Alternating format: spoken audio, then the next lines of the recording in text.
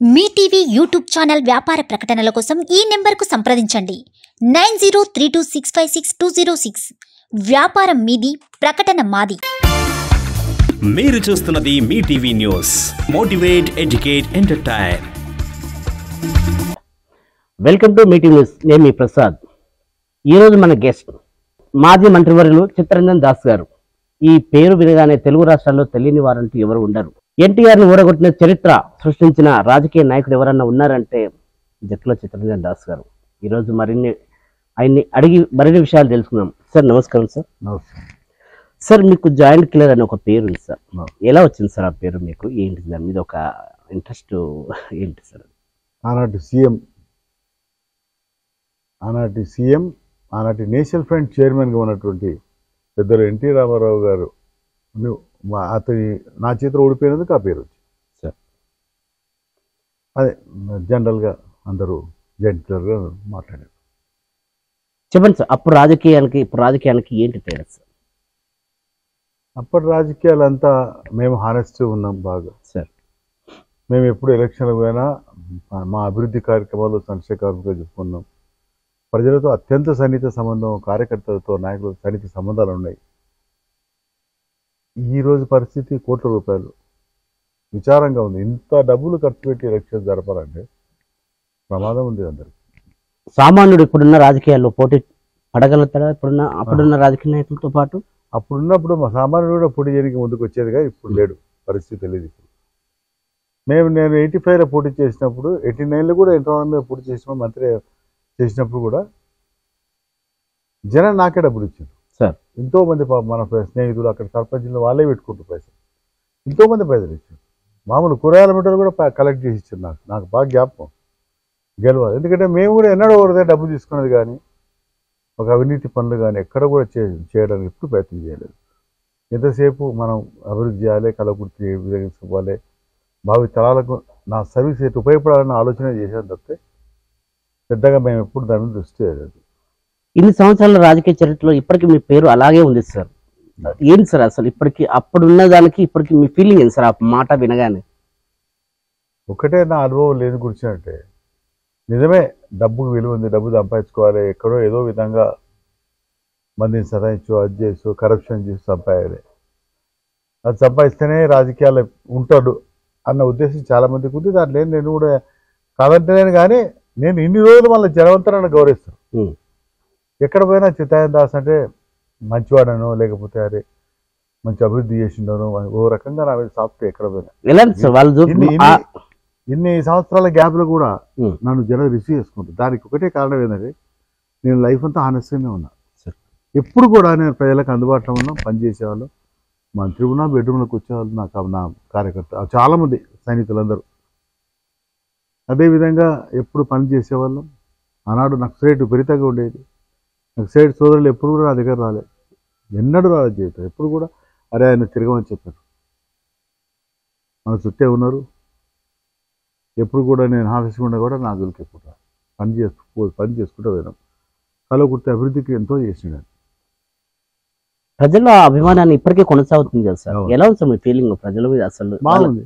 ఎక్కడ పోయినా అన్ని పార్టీలు కూడా గౌరవిస్తాను. నేను కూడా అందరినీ గౌరవిస్తాను. మన ఎప్పుడు నేను వేరే పార్టీ అని సతాయించడం కానీ, వాళ్ళ పర్సనల్ విషయాలు సతాయించడం కానీ, వాళ్ళ ఫైనాన్షియల్ విషయం ఎప్పుడు ఆలోచన చేయలేదు. నేను వచ్చే సాయం చేసిన తప్పితే నేను నష్టం చేసింది ఏం లేదు ఎప్పుడు. సార్, మీరు అప్పట్లో కాంగ్రెస్ నుంచి పోటీ చేశారు ఎన్టీ రామారావు గారి మీద. రాజీవ్ గాంధీ వచ్చి మీ ప్రచారంలో పాల్గొన్నారు అనేది ఒకటి ఉంది సార్. అవును, అది ఏది సార్ అసలు? అప్పుడు అంతమా అనంతరాములు గారని ఆనాటి ఎక్స్ఎంపీ, ఆనాటి కాంగ్రెస్ అధ్యక్షుడు ఎక్స్ఎంపీ, వారి యొక్క కృషి అంత నాదేం లేదు. నేను పేరు నాకు వచ్చింది కానీ ఆయనదే కృషి అంతా. నేను కార్యకర్త ఉన్నప్పుడు ఆయన 80 ఇక్కడ ఎంపీకి వచ్చిండు. అప్పటి నుంచి ఆయనకు అటాచ్మెంట్. నేను నిరంతర కృషి, హానెస్టీ అన్ని చూసి ఆయన నాకు ఎప్పుడు పనిచేసేవాడిని. జనంలో కూడా నా పేరు ప్రతిష్టలు అప్పుడు అందరూ చూసి నాకు 83లో ఉరుకుమారెడ్డి గారు టికెట్ ఇచ్చాను. ఆయన కొరకు మస్తు కృషి చేసినాం. అప్పుడు జయపాడి చాలా బలవంతుడు కదా, మాకు కాంగ్రెస్ కార్యకర్తలు లేకుండా అంత బలవంతులు.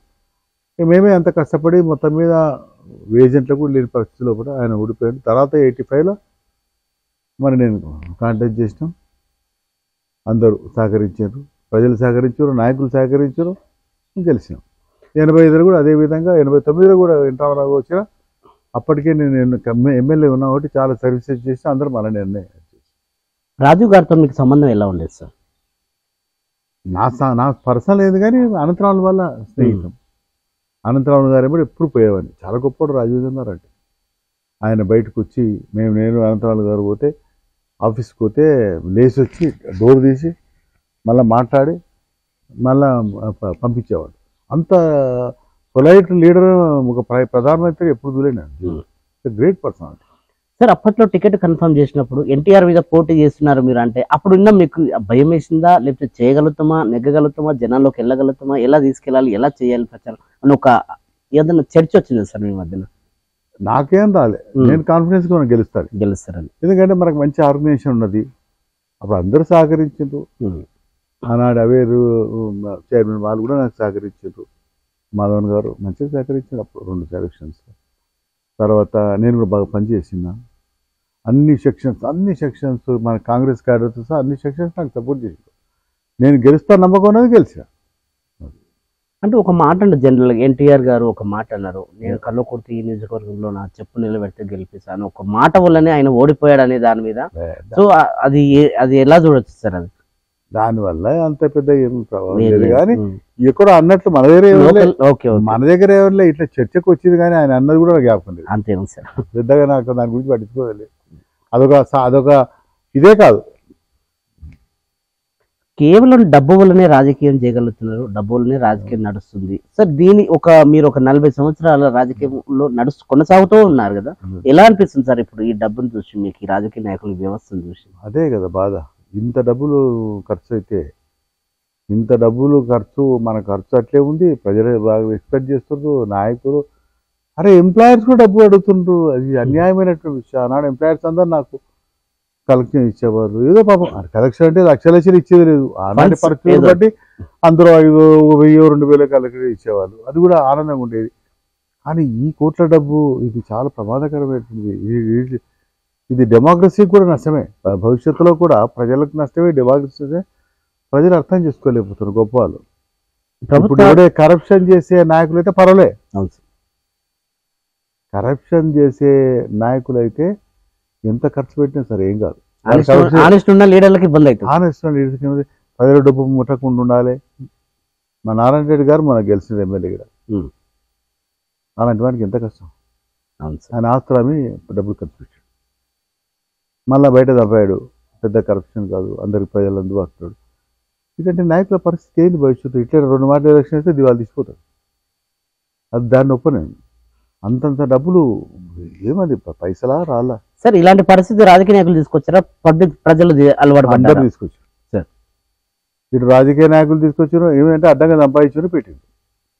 తర్వాత పార్టీలు కూడా అదే మీద చేసినాయి.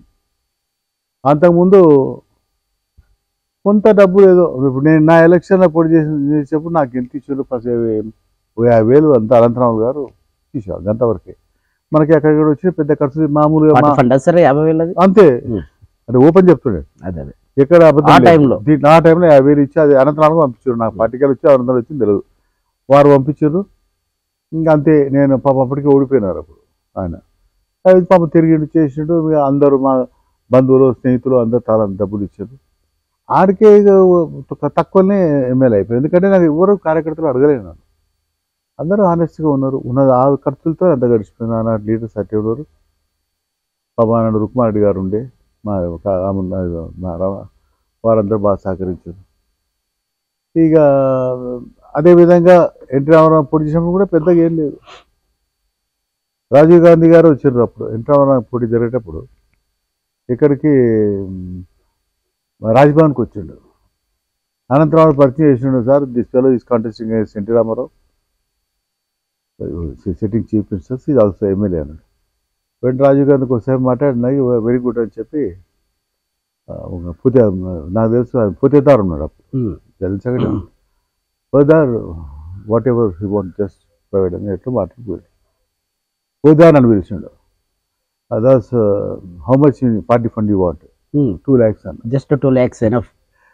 అనంతరావులు గారు ఆనాటి పాపం ఎమ్మెల్సీ జగదీశ్వరుడు గారు దాని పేరు, శ్రీనివాసరెడ్డి గారు డిసీజ్ పెట్టారు. ఆయన మల్లురావు గారు ఉండొచ్చు ఆ టైంలో మా ఎంబడి, ఆయన ఎప్పటికీ ఉంటుండే అన్న ఎంబడి. అందరు బాగా తిట్టిన్నారు.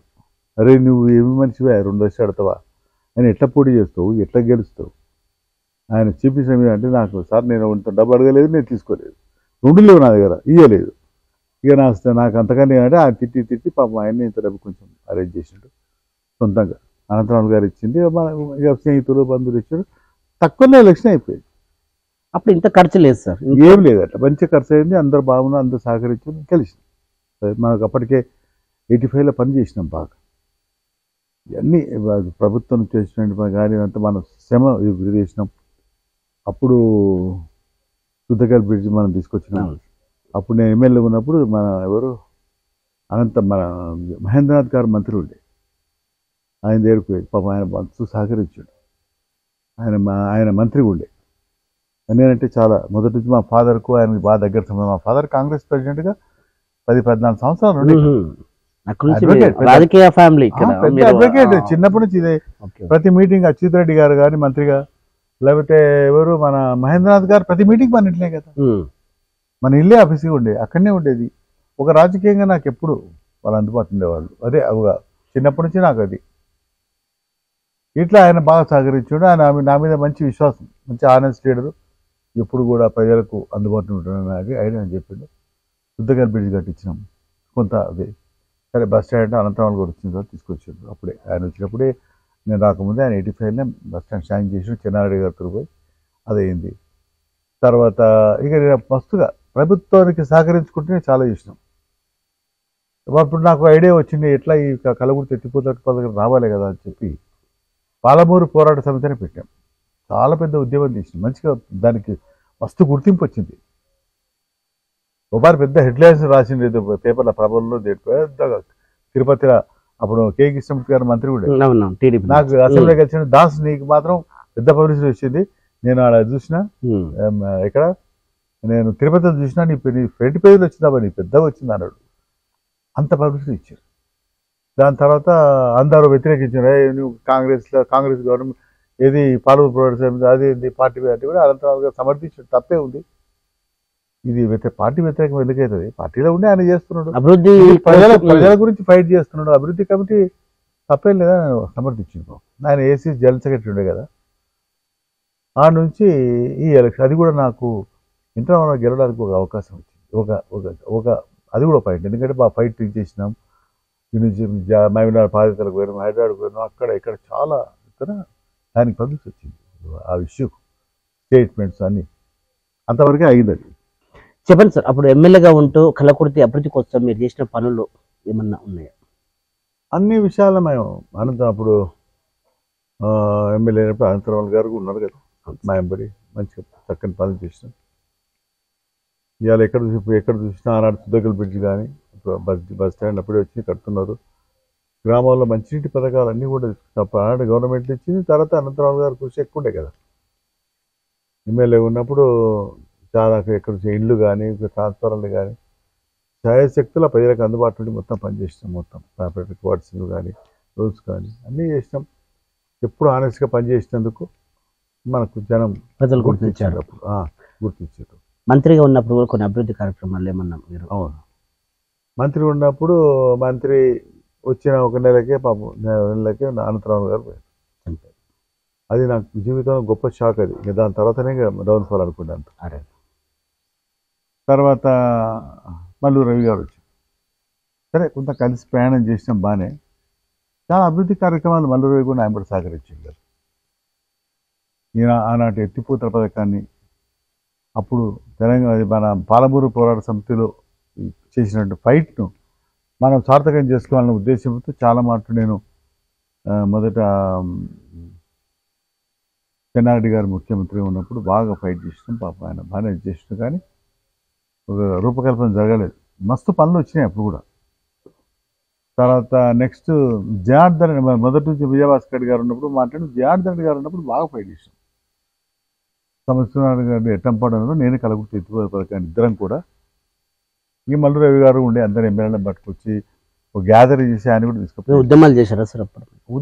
మంత్రిగా ఉన్నప్పుడు ఓకే. ఆయన అదే మా రవి ఉన్నాడు కాబట్టి రవి వెంబడి ఉంటే తర్వాత అందరు ఎమ్మెల్యేలు అందరూ సహకరించారు. అందరు కలిసిపోయి ఆనాటి రామచంద్రరావు గారు కానీ, మోహన్ గౌడ్ గారు కానీ, తర్వాత కిరణ్ కుమార్ కానీ వీళ్ళందరూ నాయబడి వచ్చేవాళ్ళు. అందరం కలిసి అందరం కలిసిపోయి జనార్దన్ రెడ్డి గారిని బాగా ప్రెషర్ చేసినాం.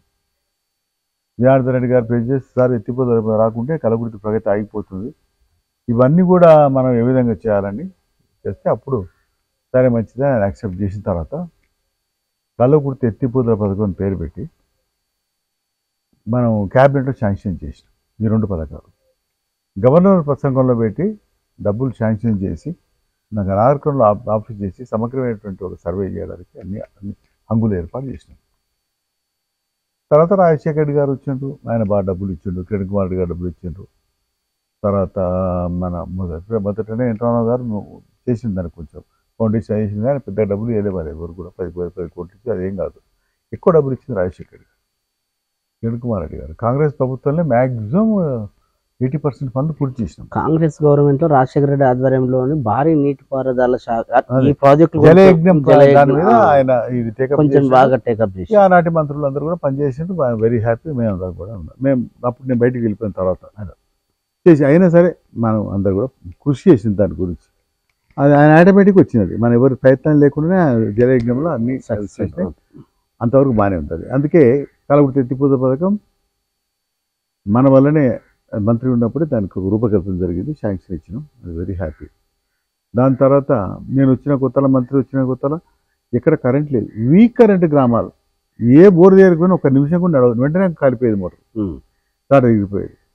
అయితే నేను ఆఫీసర్లను పిలిచి అడిగిన అసలు ఏంటి దీనికి రెమెడీ ఏంటంటే, సార్ ఏం లేదు, ఎన్నైనా సబ్స్టేషన్లు పెట్టి ఇక్కడ 220 kV రావాలి, లేకపోతే ప్రమాదం కష్టమవుతుంది అన్నాడు. వెంటనే నేను బయలుదేరి హైదరాబాద్కు ముఖ్యమంత్రి జనార్దన్ రెడ్డి గారు అడిగా, సార్ మాకు 220 kV అర్జెంట్గా ఇవ్వాలి, ఇవ్వకపోతే మాకు రైతులు తట్టుకునే పరిస్థితి లేదు అంటే, లేదు దాస్ ఈసారి వేరే దిక్కిచ్చినా నెక్స్ట్ ఇయర్ ఇస్తా అంటే, లేదు సార్ మొత్తం ఆ రైతులు చచ్చిపోతారు. అరే నీకు మంత్రి ఇస్తే అంటే, మంత్రి లేకుండా బాధ సార్, నాకైతే అది ఇవ్వండి ముందు అని చెప్పాను. అప్పుడు ఆయన 220 kV శాంక్షన్ చేసిండు. అప్పటికప్పుడు చేపించాడు, ఆఫీస్లో పిలిచి చేపించి నేను జనార్దన్ రెడ్డి గారు ఇద్దరం వచ్చి ఇక్కడ ఫౌండేషన్ వేసినాం. తర్వాత ఆయన దిగిపోయాడు. 8 నెలలు కూడా విజయభాస్కర్ రెడ్డి గారు చేపించినాడు. ఇద్దరం కలిసి ఇక్కడ దీన్ని కంప్లీట్ చేసినాం. ఇనాగ్రేషన్ చేసినాం విజయభాస్కర్ రెడ్డి, మేము అందరం కలిసి. మళ్ళీ రేపు కూడా ఉండే కదా, అందరం కలిసి చేసినాం. ఇక అదేవిధంగా మస్తు ఎన్ని సబ్ స్టేషన్స్, 100 ట్రాన్స్ఫార్మర్ నా హ్యాండ్లో ఎక్కడ చూసినా. అసలు నేను వచ్చే కొత్తలా ఎక్కడ గ్రామాల్లో కరెంటే తక్కువ లేదు, నీకు తాండాల కరెంటే లేదు, వ్యవసాయమే లేదు, హరిజన వాళ్ళ వ్యవసాయం లేదు, బీసీలకు కాలనీ ఎక్కడ లేదు. నా టైంలో మొత్తం మనున్న టైంలో మొత్తం ట్రాన్స్ఫార్మర్లు 100 ట్రాన్స్ఫార్మర్లు తెప్పించాం. సబ్స్టేషన్ చాలా సబ్స్టేషన్ చేసినాం. ఎక్కడ చూసినా నీకు అన్ని తాండాలు అన్ని ఇట్లా ఎలక్ట్రిఫికేషన్ చేసినాం.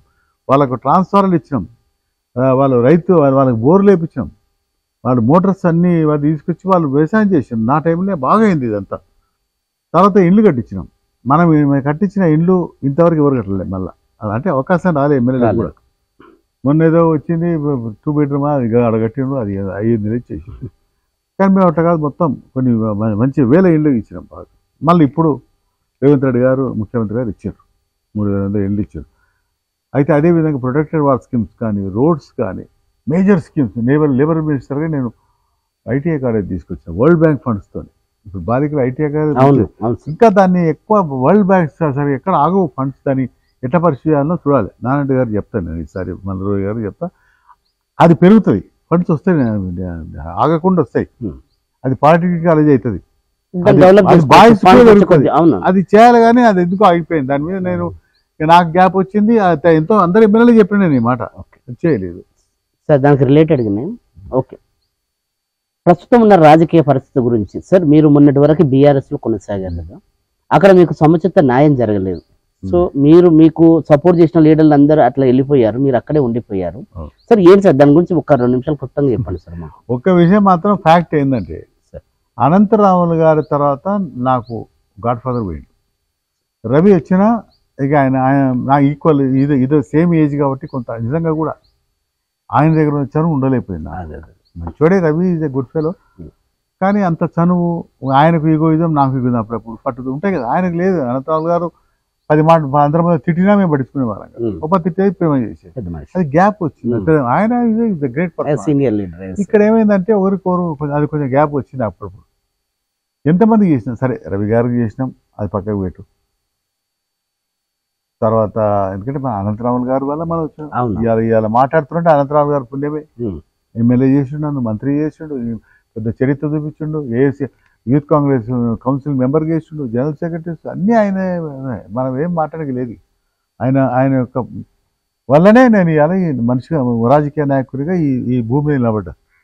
కాబట్టి ఆ కృతజ్ఞత నాకు ఎప్పటికి ఉంటుంది లైఫ్ అంతా, వాళ్ళ ఫ్యామిలీ మీద, వాళ్ళ మీద ఎప్పటికీ. అదేవిధంగా మల్లురావు గారు సరే ఆయనకు చేసినాం. దాని తర్వాత వచ్చినటువంటి అందరు కిష్టారెడ్డి గారికి చేసినాం. తర్వాత నీకు ఎమ్మెల్యేలు ఎవరు రవిచంద్ర రెడ్డికి చేసినాం, జయపాల్ దగ్గర 2 మాటలు చేసినాం. ఒక దురదృష్టం ఏంటంటే గెలిచిన 15 రోజులకే నన్ను దూరం పెట్టాడు. అంత భయపడరు నాకు. వీడి మళ్ళీ అడ్డం వస్తాడను దేనికో నన్ను ఎప్పుడు ఎందుకు దూరం పెట్టాల్సి వచ్చింది అర్థం కాలేదు. అంత రాజకీయంగా భయపడ్డారా లేకపోతే ఎందుకో దూరం పెట్టిండ్రు. నేను కూడా పట్టించుకోలే. నన్ను పిల్లలు ఏం మాట్లాడడం కానీ దూరంగా ఏది కూడా అంత దూరం పెట్టారు. శత్రులే దుష్పారేసింది అందరూ. అక్కడ కొంచెం నాకు ఇబ్బంది అయింది. తర్వాత జయపాల్ గారు కాంగ్రెస్కి వచ్చారు. న్యాచురల్గా ఆయన వర్గం వ్యతిరేకంగా ఉన్నది ఆ టైంలో. సరే ఇక ఆయన పెద్దగా నాకు వ్యతిరేకించలేదు, అనుకూలించలేదు, ఇష్టపెట్టి నడిచింది ఆయనది. అదేవిధంగా నంద్యాల గారు ఎమ్మటి తిరుగుతుంది మొత్తం పార్లమెంట్ అంతా. రాములు గారికి చేస్తే వాళ్ళు కూడా కనీసం నాతో మాట్లాడగానే కష్టమైపోయింది అందరికి. నేను కూడా ఒక పారి మంత్రి చేస్తున్నాను కదా, నేను అందరి దగ్గర పోయి నిలబడి అలవాట్లేదు నాకు. ఎందుకు వచ్చింది సార్ రాజకీయ పరంగా? మీరు అందరు ఫ్రెండ్లీగా ఉండేవాళ్ళు కదా సార్, ఎందుకు వచ్చింది? నేను కూడా ఎప్పుడు ఒకటి ఏంటంటే, నేను ఎక్కడ పార్టీలో నేను చేంజ్ చేసినా నా రెస్పెక్ట్ కొరకే చేంజ్ చేసిన. వాళ్ళని డబ్బు అడిగింది లేదు, లేదా వాళ్ళ పదవి అడిగింది లేదు. వచ్చినట్టే వాళ్ళు నానంటే దూరం పెట్టేసింది. ఆ గ్యాప్ వచ్చింది. ఒక అదృశ్యం ఏంటంటే ఇప్పుడు రావడానికి కూడా కారణం మొన్న బీజేపీ నాయకులు పాపం జితేందర్ రెడ్డి గారు కానీ నా వారు మన ఈటల రాజేందర్ గారు సంజయ్ గారు ఇంటికి వచ్చారు. మీరు రావాలి చేయాలి అది అంటే మంచిగా టికెట్ ఇస్తున్నారు. కిషన్ రెడ్డి గారు పిలిచి టికెట్ ఇచ్చారు. మనకు కృతజ్ఞతగా ఉన్నాం. అయితే నేను పక్క కాన్స్టిట్యున్సీ జడ్చీలు ఇచ్చే వరకు జడ్చీల 15 రోజుల ముందు పోయాం. అక్కడికి నేను పార్టీ ఫండ్ కొద్దిగా ఇచ్చింది నాకు, కానీ నేను అంతకన్నా డబుల్ ఖర్చు పెట్టి ఎక్కడ జనం నాయబడి ఎన్ని జులుసులు తీసినాం, ఎన్ని మీటింగ్లు పెట్టినాం, ఏ గ్రామం పోయినా పెద్ద ప్రచారం అయితే చేసినాం. బీజేపీకి పెద్ద పేరే తీసుకొచ్చాం. సరే జనం అయితే ఒకటి ఏంటంటే జనం బీజేపీలో ఉన్నటువంటి కార్యకర్తలు చాలా ఆనెస్ట్ పేరు అందరూ పాపం రూపాయలు లేకుండా చేస్తారు సార్. నాయకులు అంతా మంచి వాళ్ళు ఏం గారు. మీ మీద పోటీ చేసిన లీడర్ కూడా కొత్తగా నుంచి ఎన్ఆర్ఐకిలో వచ్చిన క్యాండిడేటే కదా సార్. అతను కూడా 10 ఏళ్ళ నుంచి కాంగ్రెస్ లో ఉన్నాడు. ఏమైందంటే అతనికి న్యూ కమర్ కాబట్టి పెద్ద బ్యాడ్ నేమ్ లేదు కదా, ఫస్ట్ పాయింట్ చెప్పుకోవడానికి. రెండోది టీఆర్ఎస్ ఓడగొట్టాలని అందరికి ఉన్నది. అది రాష్ట్రం అంతా ఉంది, ఈడ కూడా ఉంది. అంతా వాళ్ళు 10 ఏళ్ళ నుంచి వచ్చి ఇక ఆయన మీద వ్యతిరేకంగా చాలా ఉన్నది. అయితే ఓడగొట్టాలని కాంగ్రెస్ కూడా గాలి వీసింది రేవంత్ రెడ్డి గారు వచ్చిన తర్వాత. ఇంకా మనం న్యాచురల్గా ఓటు తగ్గిపోయాయి. ఫస్ట్ బీజేపీలో నాయకులు అందరూ కూడా ఖర్చు పెట్టించిన తప్పితే అది ఎంతవరకు పెట్టిండ్రో కనీసం పోస్టర్ కూడా 1,00,000 పోస్టర్ వేసేసినాం తీసుకొచ్చి. అవును సార్. ఇవి కూడా పోస్టర్ అంటించింది, మనం అంటించుకున్నది. వాళ్ళు పెద్ద నాయకులు పనిచేయలేదు, ఏ మండలి ఎవరు కూడా. అంటే మీకు పూర్తి స్థాయిలో వాళ్ళు హెల్పింగ్ అంటే సహాయం చేయలేకపోయారా రాష్ట్ర నాయకులు? ఇది ఓపెన్ ఫ్యాక్ట్. రాష్ట్ర నాయకులు కూడా పెద్ద నేను ఓడిపోయిన లిస్ట్ లో పెట్టింది కాబట్టి ఏం లేదు. పాపం నాకు నామినేషన్ గోవా సీఎం వచ్చిండు, ఒకరు ఈటల రాజేందర్ గారు వచ్చిండ్రు. గతం మించి పెద్దగా ఎవరు రాలేదు దగ్గరికి. అన్ని నేను బాగా ధైర్యం చేసి ఖర్చు పెట్టినా కానీ ఆ ఖర్చుకు తగ్గట్టు ఏవి కూడా లీడర్లు సహకరించారు. పాపం వాలంటరీగా అందరు వచ్చిండ్రు. అంతవరకు బాగానే ఉంది. మన ఓడిపోయాం. సరే నేనేం పట్టించుకోలేదు, డబ్బులు ఖర్చు అయినాయి నాకు బాగా అయినా సరే ఏముంది మనం పెట్టాం. దాని తర్వాత ఈ మధ్యకాలంలో ఉంది ఇక నాకు బీజేపీ అవసరం కూడా కనబడలేదు నాకు పెద్దగా. అంటే నా అవసరం కూడా దానికి పెద్దగా, ఎందుకంటే క్యాడర్ ఉంటుంది, వాళ్ళ పని వాళ్ళు చేసుకుంటారు. అంతవరకు బాగానే ఉంది. సొంత గూటికి మళ్ళీ మీరు సొంత గూటికి వచ్చారు కదా సార్. ఇక్కడ రావడానికి ప్రధానమైన కారణం సీఎం సమక్షంలో మీరు ఇలా కాంగ్రెస్ లో కలిసారు. ప్రధానమైన కారణం నారాయణ రెడ్డి గారే. ఎమ్మెల్యేగా ఏ ఎమ్మెల్యే గెలిపించిన ఏ ఎమ్మెల్యే నన్ను దగ్గర రానియాలి. పాపం నేను గెలిపి నేను సరే ఆయన ఎప్పుడేం తిరగలేదు, నేను వేరే దిక్కు పోటీ చేసుకున్నా. ఆయన పాపం దాస్ గారు మంచివారు ఉంటే నాకు నాయంబడి రాజు మనకు బాగుంటుంది, ఈ అభివృద్ధి చేస్తానని చెప్పి ఆయన ఉన్నాడు. అయితే రేవంత్ రెడ్డి గారు ముఖ్యమంత్రి అయింది కదా, రేవంత్ రెడ్డి గారు మొదటి నుంచి మంచి స్నేహితుడు మాకు. ఉమ్. కలకుర్తి ఆయన ఈ రేవంత్ రెడ్డి గారు కలకుర్తి నుంచి చెందినటువంటి రేవంత్ రెడ్డి గారు ముఖ్యమంత్రి అయిన తర్వాత ఇక మనం ఊరికి ఏం కొట్లాడుతాం, అభివృద్ధికి చేయాల్సిన ఇంతకన్నా గొప్ప అభివృద్ధి మనం చేసుకునే అవకాశం రాదు. రాదు. నా మైండ్ అంతే ఉంది కాబట్టి పాపం ఆ నారాయణ గారు పిలిచింది. తర్వాత మల్లురవి గారు టికెట్ వచ్చింది కదా, మల్లురవి గారికి మొదటి నుంచి మనకు పెద్ద కాంటాక్ట్స్ కదా ఉన్నాయి. ఇక మల్లు వచ్చిన తర్వాత ఆడ రేవంత్ రెడ్డి గారు ఉన్నారు, నారాయణ రెడ్డి గారు ఉన్నారు, ఇక్కడ వంశీకృష్ణ గారు పాపం జేసీ పాయింట్ అందరూ, జీపల్ కృష్ణారావు గారు అందరూ కూడా నన్ను ఆహ్వానించారు. అది గొప్ప విషయం. సార్ ఇంతమంది మొదటిసారి ఆహ్వానించడం నాకు కూడా జరగలేదు. ఇంతకుముందు ఎవరో క్యాండిడేట్ కూడా చేసినా క్యాండిడేట్ పరిస్థితి. అందుకే నేను సరే ఇప్పుడు నేను చేసేది కూడా ఏం లేదు. ఇప్పుడు ఫస్ట్ నా ప్రియారిటీ కలకుర్తే కదా, కలకుర్తి అభివృద్ధి బలం అదే, బలహీనత అది. ఇక కలకుర్తి డెవలప్మెంట్ ఇవన్నీ జరిగి జిల్లా కొంత జరగాలంటే నేను ఇప్పుడు ఏం ఫైట్ చేస్తాను, బీజేపీలో ఏం చేస్తాను. కాబట్టి నేను ఆడ సీఎం ఉన్నాడు మనవాడు, ఇప్పుడు ఎక్కడ 4 రోజుల కన్నా మనం ఆయన లీడర్ ఉన్నప్పుడు అందరు పట్టుకపోయి ఎమ్మెల్యే కలిసి మనం కలకుర్తి మేము ఆడతాం. చేస్తాడు, చేసే శక్తి ఉంది ఆయన దగ్గర. ముఖ్యమంత్రి గారు మీకు ఏమైనా హామీ ఇచ్చారా? నేను అదేం అడగలేదు. నేనే ఆయనతో పాపం మనం మీరు బాగా చేయండి పార్టీగా అన్నాడు. ఆయన మీద నమ్మకంతో సరే నేను ఎవరినైనా కాబట్టి ఆయన అడగలేదు, ఎవరు ఆయన ఏం అడగలేదు. సరే వీళ్ళంతా ఉండరుగా అందరం రావాలంటే మేము అందరం మీకు గౌరవిస్తామని చెప్పాను. సరే మన ఉద్దేశం కాదని వచ్చింది, బాగానే ఉంది. వచ్చే member of the parliament MP election లో మీది ఎలా ఉండబోతుంది సార్ కాంగ్రెస్ నుంచి? కాంగ్రెస్ ఏదో నేను తిరుగుతా బాగా, నాకు పార్లమెంట్ మీద నాకు సరే చాలా సంవత్సరాలు అనంతరావు ఉన్నప్పటి నుంచి కూడా అన్ని విషయాలు తిరుగుతున్నా కదా. నేను నార్కల్ పోయిన పెద్ద మీటింగ్స్ అన్ని జరిగినాయి బాగా. తర్వాత అచ్చంపేటలో పోయినాం, కొల్లాపూర్లో కృష్ణారావు గారు స్పెషల్ పిలిస్తే ఆయన దగ్గరికి పోయినాం. ఇక్కడ జిల్లాతో తిరుగుతాము, మనకు ఉన్న కాంటాక్ట్స్ ఉండే, మనం పని చేసినాం, పాత వాళ్ళందరూ కూడా వస్తారు. కలగొడితే మన ఓటింగ్ చాలా పెరుగుతుంది. కాంగ్రెస్ లో ఇప్పటి వరకు ప్రజలకు ప్రకటించిన 6 గ్యారెంటీలు కూడా అమలయ్యే పనులు ఆల్మోస్ట్ అమలైనవి. ఇలాంటి సంక్షేమ పథకాలు అమలైన విషయాలు పబ్లిక్ లోకి ఎలా తీసుకెళ్తారు, ఎలా సమన్వయం చేస్తారు, ఎలా ముందుకు వెళ్తారు? పబ్లిక్ రోజు పోతూనే ఉండే, వాట్సాప్ చూస్తుండ్రు, పేపర్లు చూస్తుండ్రు, మన కార్యకర్తలు చెప్తుండ్రు, లీడర్లు మేము చెప్తున్నాం. పబ్లిక్ ఆటోమేటిక్ పోతే పబ్లిక్ అప్పటి పబ్లిక్ ఇప్పుడు 24 గంటల పేపర్లు అప్డేటెడ్ అన్ని అప్డేట్ ఎప్పటికి ఇలా చెప్తే పాప గంట చెప్పి తెలిసిపోతుంది అందరికి. ప్రజలకు అన్ని చెప్తాము, వాళ్ళకి తెలుసుకుంటూనే ఉండరు ఎవరు ఎటువంటి వాళ్ళు. కాంగ్రెస్ మంచి ఇప్పుడు మల్లురాయ్ గారు రైట్ టైంలో వచ్చిండ్రు, ఆయన టికెట్ వచ్చింది. కాంగ్రెస్ అధికారంలో ఉంది, ఎమ్మెల్యేలు ఎంత ఉండరు, మంచిగా బలంగా ఉండరు. తర్వాత ఎమ్మెల్యేలు ఏ దగ్గర కూడా కాంగ్రెస్ పార్టీ బలంగా ఉంది. ఇక తర్వాత ఎదుటి క్యాండిడేట్స్ వీక్ క్యాండిడేట్స్.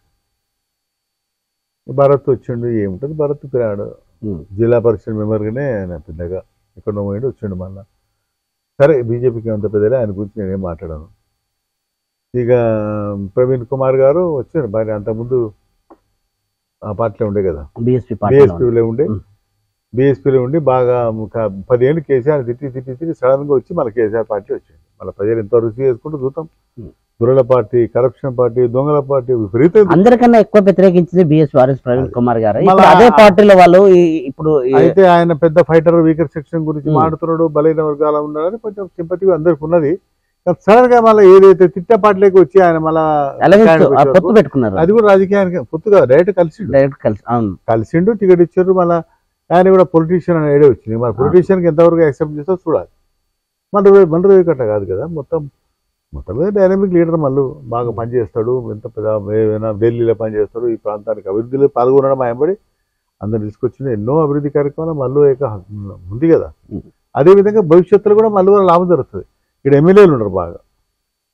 కలకుర్తి కూడా ఏముంది, నారాయణ గారు ఉన్నారు, మల్లు గారు ఉన్నారు, సీఎం గారు ఉన్నారు, జూపల్లి కృష్ణారావు మంత్రి ఉన్నారు, ఈ పక్కన వంశీకృష్ణుడు. అన్ని మస్తు డెవలప్మెంట్ అయ్యే అవకాశాలు ఇంతకన్నా గొప్పగా అవకాశం ఎప్పుడు వస్తాయి? ప్రజలకు ఏం చెప్తారు సార్ ఎంపీ ఓట్ల గురించి? జనాలకి ఎంపీ ఓట్ల గురించి ఒకటే, కాంగ్రెస్ పార్టీ బలంగా ఉంది, దాని డౌట్ లేదు. రేవంత్ రెడ్డి గారు ముఖ్యమంత్రి అయ్యారు మన కలగుర్తి తాలూకు, తప్పనిసరిగా మనం ఆయన సపోర్ట్ చేయాల్సిన అవసరం ఉంది. రేవంత్ రెడ్డి గారు ఎంతకాలం మనకు ఉండగలుగుతారో కలగుర్తికి అంత లాభం జరుగుతుంది. మన జిల్లాకు జరుగుతుంది, కలగుర్తితో సహా జిల్లా జరుగుతుంది. కాబట్టి ఆయన బలపరిచే అవకాశం అవసరం మనకు ఉంది కూడా. మళ్ళీ రవి గారు మంచి డైనమిక్ లీడర్ వస్తాడు, మళ్ళీ ఆయన గెలుస్తాడు డెఫినెట్గా, దాంట్లో ఏం డౌట్ లేదు. 2-3 లక్షల మేడమే గెలుస్తాడు. ఆయన వచ్చిందంటే మన నారాయణ రెడ్డి గారు కానీ, ఇక్కడ వంశీ కృష్ణ గారు కానీ, మన జూపల్లి కృష్ణారావు గారు అందరు కూడా మనకు పక్కన, మన రాకేష్ రెడ్డి గారు, దామోదర్ రెడ్డి గారు ఉన్నారు ఎమ్మెల్సీ. అందరూ సహకారం వల్ల మొత్తం మీద ఈ జిల్లా అన్ని కాన్స్టిట్యూన్సీతో జిల్లా డెవలప్ అవుతుంది, స్పెషల్గా మన కలబుర్గి బాగా డెవలప్ అవుతుంది. ఇక అంతకన్నా మాకు కూడా ఈ వయసులో కావాల్సింది ఏం లేదు. సరిగా రాజకీయాలు పక్క పెట్టండి. నాకు ఎవరినో పెద్ద కోర్టు ఖర్చు పెట్టాలి, డబ్బులు ఖర్చు పెట్టాలి, ప్రజల దగ్గరకు డబ్బులు ఇచ్చి తాపిచ్చి ఓట్లు వేసి అంటే ఆలోచనలు ఉందని కాదు. నేను క్యారెక్టర్ మీదను మన అభివృద్ధి సంక్షేమం మీద రావాలని కోరుకుంటాను. ఇక ప్రజల్లో మార్పు వస్తుంది, డెఫినెట్గా మనకు వేస్తారని అనుకుంటున్నాను. తప్పనిసరి ఈసారి ఇస్తారు, అట్లేం లేదు. వ్యక్తిని బట్టి డబ్బులు అడుగుతారు, మమ్మల్ని అడగరని నేను అనుకుంటున్నా. కానీ ఖర్చు పెరిగినాయి కాబట్టి ఇది ఖర్చు పెరుగుతుంది. రాబోయే రోజుల్లో మళ్ళీ మిమ్మల్ని వేరే ఒక ఎమ్మెల్సీ గాను ఏదైనా నామినేటెడ్ లో చూడొచ్చా మేము? అది నా చేతిలో ఏముంటుంది, అది నా చేతిలో ఏం లేదు, నాకు పెద్దగా అదేం లేదు. సార్ పార్టీ ఏదైనా ఆదేశిస్తే నేను సర్వీస్ చేస్తాను, ప్రజలకు ఉపయోగపడతాను. అంతేగాని నేనేం సంపాదించుకోనికను ల్యాండ్ గ్రాబింగ్ చేసుకుని దానికో నేను ఆ రోజు చేయలేదు, ఇప్పుడు కూడా చేయను. సార్ నాకు ఏదైనా ఆయన పదవి ఇస్తే ఆయనకే పేరు వస్తుంది. పార్టీకి పార్టీ నన్ను ఉపయోగించుకుంటే పార్టీకే పేరు వస్తుంది. నేను పార్టీ పేరు మా లీడర్ల పేరు పెంచడానికి నేను ప్రయత్నం చేస్తాను. ఆనెస్ట్గా ఉంటాను కదా. నేను ఈ డిపార్ట్మెంట్ ఉన్నా మొదటి నుంచి ఆనెస్ట్గా, ఇప్పుడు అంతే ఉంటాను. కాంగ్రెస్ కార్యకర్తలకు మీరు ఏం చెప్పదలుచుకుంటున్నారు?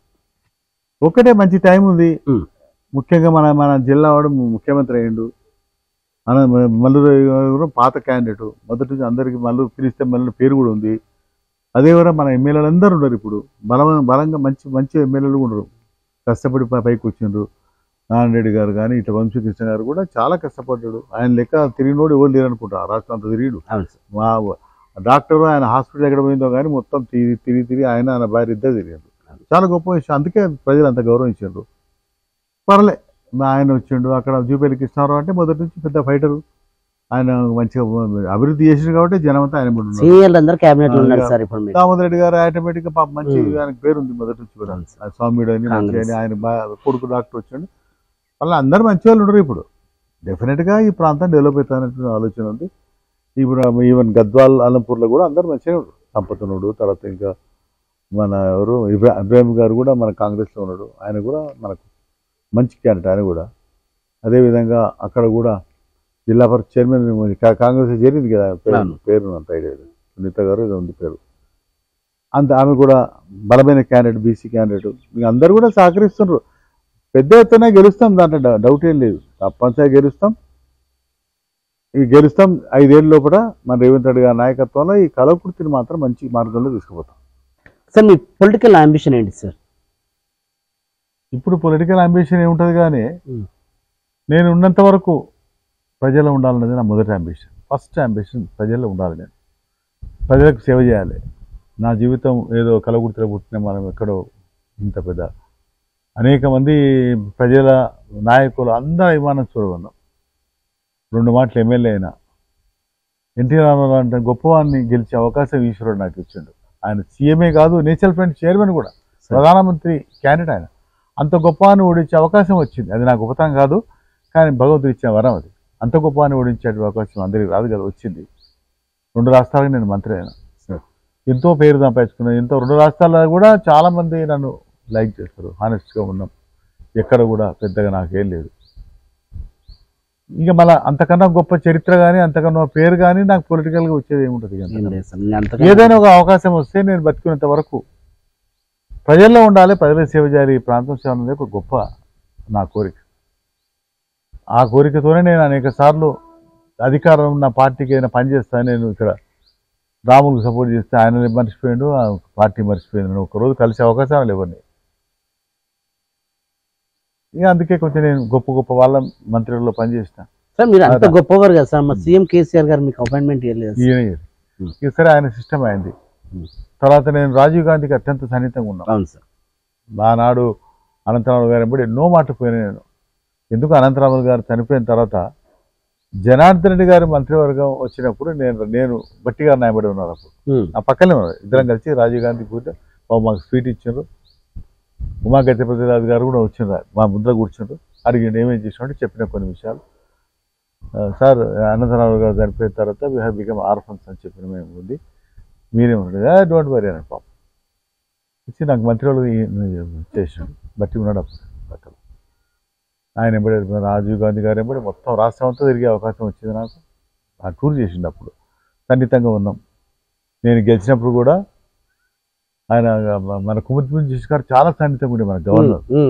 ఆమె మస్తు చెప్పిన నేను ఆయన పడి ఇక్కడ కలవృతికి వచ్చింది వనపడి అంతా ఆయన తిరిగినాం బాగా. ఆమెకు బాగా సన్నిహితంగా ఉండేవాడిని. ఎన్రామారావు వచ్చినప్పుడు గెలిచిన తర్వాత ఆమె నన్ను రాజ్భవన్ పిలిపించి రాజీవ్ గాంధీ గారికి ఫోన్ కల్పించింది. కంగ్రాచులేషన్ సార్ అంటే మీ దైవాన్ని గెలిచినా కానీ అదేం లేదు, ఓన్లీ బిగర్ తప్పుగా ఓన్ సీట్ అండ్ అనంతరావు గారు అని చెప్పి. ఎక్కడ కూడా నా సొంత బలం అని ఎక్కడ చెప్పలేదు, నేను చెప్పను కూడా. అయితే అదేవిధంగా నేను చెన్నారెడ్డి గారు అంటే అత్యంత గొప్పవాడు చెన్నారెడ్డి గారు అలాంటి పెద్ద లీడరు. తెలంగాణ పుట్టరు, ఇక పుట్టలేదు కూడా, పుట్టరు కూడా, అంత గొప్పవాడు అన్ని విధాలు. గ్రేట్ అడ్మినిస్ట్రేటర్, మంచి హ్యుమానిటేరియన్, బాబా అన్ని వర్గాలు. ఆయన ఎప్పుడు పీసీసీ ప్యాంట్కి వచ్చినా మొత్తం అన్ని వర్గాలు, ఒక్కటి కాదు, హరిజనులు గిరిజనులు వెనుకబడతారు, రేట్లు అందరూ వచ్చి ఆయన సీఎం 2 మాటలు చేసినాడు. అంత పెద్ద తెలంగాణ మూవ్మెంట్ నడిపినాక కూడా మళ్ళీ సీఎం పెట్టు. బికాజ్ ఏంటంటే ఆయన అంత పెద్ద హ్యుమానిటేరియన్, అంత పెద్ద వర్కర్, అందరిని కలుపుకుపోయి తీసుకుపోయేవాడు. అంత గొప్పతనం నా జీవితం ఎవరిని చూడలేక, చూస్తే సంతోషం అంత గొప్పవాడు దొరుకుతాయి. కానీ అలాంటి వారి దగ్గర అంత గొప్పవాడి దగ్గర మంత్రిగా నేను చేసిన, లేబర్ మినిస్టర్, టూరిజం ఇచ్చిండు నాకు. పాపం ఏది చెప్పిన చేసి బాగా ఆయన ఎంతో ప్రేమ చేసేది. 40 ఏళ్ళ రాజకీయ ప్రస్థానంలో మీరు చాలా మందిని చూశారు కదా సార్, ఎలా ఉంది సార్ ఆ ఫీలింగ్? ఇప్పటి వరకు మీరు ఇంకా కొనసాగుతున్న రాజకీయాల్లోకి ఉంది అట్లే నేను చేసిన పనులు, వాళ్ళని బట్టి తిరిగినటువంటి ఆ మధుర క్షణాలు, ఆ జ్ఞాపకాలు అన్నీ ఉన్నాయి. జనార్దన్ రెడ్డి గారి మంత్రివర్గంలో నేను వెంగళరావు గారికి అత్యంత సన్నిహితంగా ఉన్నాను, రాజశేఖర రెడ్డి గారు కూడా సన్నిహితంగా ఉన్నాను.